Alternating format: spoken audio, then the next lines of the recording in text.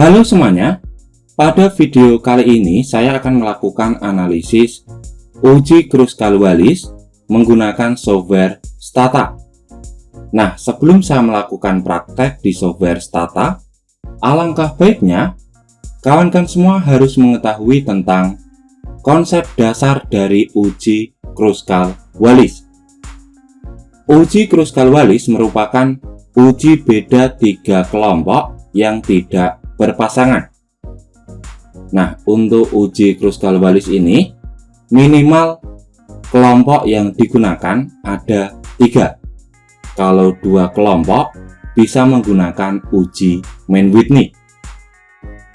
Nah, uji Kruskal-Wallis bertujuan untuk mengetahui ada atau tidaknya perbedaan 3 kelompok yang tidak berpasangan. Skala data yang digunakan dalam uji Kruskal-Wallis yaitu data ordinal.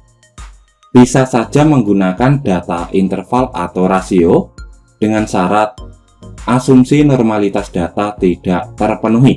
Dengan kata lain, data tidak berdistribusi secara normal. Uji Kruskal-Wallis tergolong ke dalam statistik non-parametrik dan merupakan alternatif dari one-way ANOVA jika datanya tidak normal.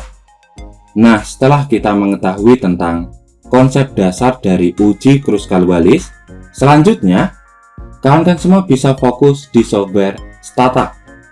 Nah, di sini saya menggunakan Stata versi 17. Langkah awal yang perlu kita lakukan yaitu melakukan import data. Caranya, kita bisa pilih file, lalu pilih import, selanjutnya pilih Excel spreadsheet.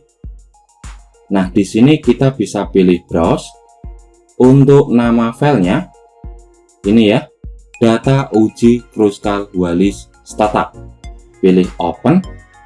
Selanjutnya kita checklist import first row as variable name. Maksudnya, pada baris pertama dijadikan nama variabel, yaitu variabel kelas dan variabel nilai. Lalu pilih OK. Nah, untuk melihat data yang sudah masuk ke dalam software Stata, kita bisa pilih data editor edit. Nah, di sini ada data nilai dari 3 kelas, yaitu kelas A, kelas B, dan kelas C. Nah, di sini ada 3 kelompok ya. Ini kelas A, kelas B, dan kelas C. Dalam uji Kruskal-Wallis, kita akan mengetahui apakah ada perbedaan secara signifikan nilai kelas A, kelas B, dan kelas C. Nah, ini kita close dulu nggak apa-apa ya. Nah, tahapan selanjutnya kita akan melakukan uji prasyarat, yaitu uji normalitas data.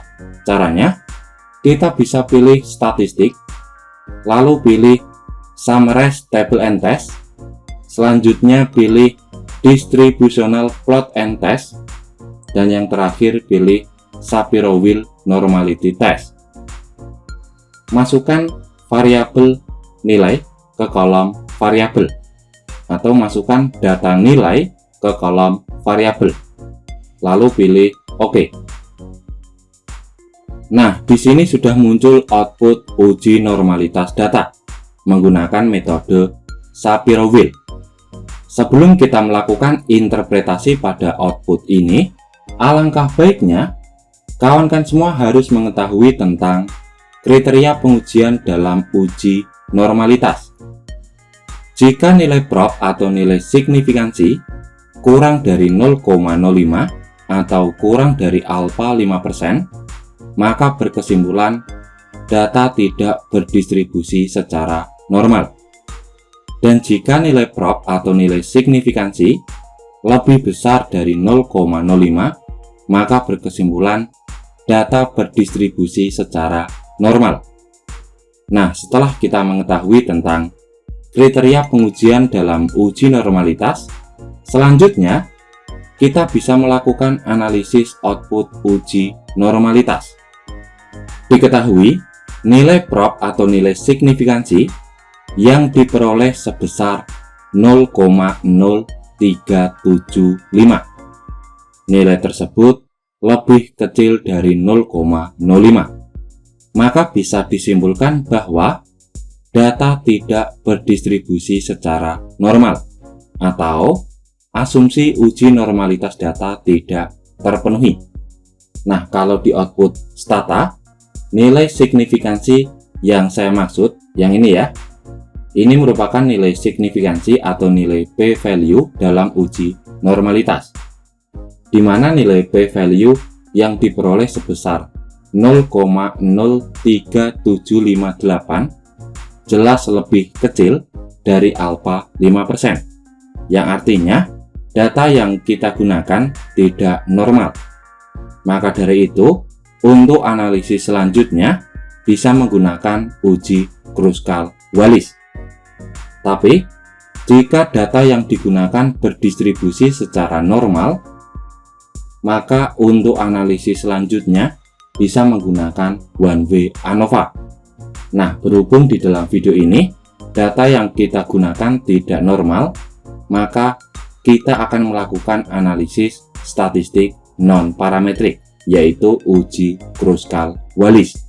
Nah, caranya kita bisa pilih statistik, selanjutnya pilih ini ya, summarize table and test, lalu pilih non-parametric test of hypothesis, dan yang terakhir pilih Kruskal-Wallis rank test. Untuk kolom outcome variable, kita masukkan variabel nilai. Selanjutnya untuk kolom variabel defining group, kita masukkan variabel kelas. Nah, yang atas ini untuk datanya, lalu yang bawah ini untuk data kategori atau data kelompoknya. Lalu pilih OK. Nah, di sini sudah muncul output uji Kruskal-Wallis. Sebelum kita melakukan interpretasi pada output ini, alangkah baiknya kita harus mengetahui tentang kriteria pengujian dalam uji Kruskal-Wallis.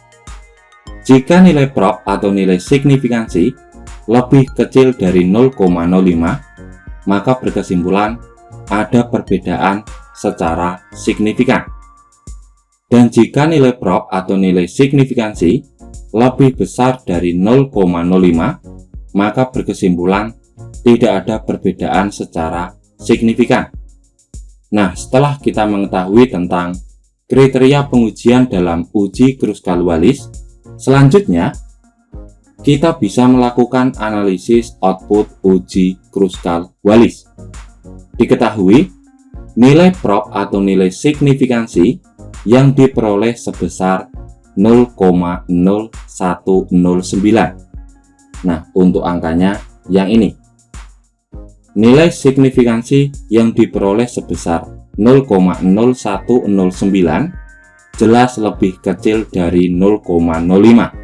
Maka bisa disimpulkan bahwa ada perbedaan secara signifikan pada nilai siswa di kelas A, kelas B, ataupun kelas C. Ya, kurasa cukup sekian penjelasan dan cara praktek bagaimana melakukan analisis uji Kruskal-Wallis menggunakan software Stata. Ya, saya akhiri. Selamat malam dan good luck.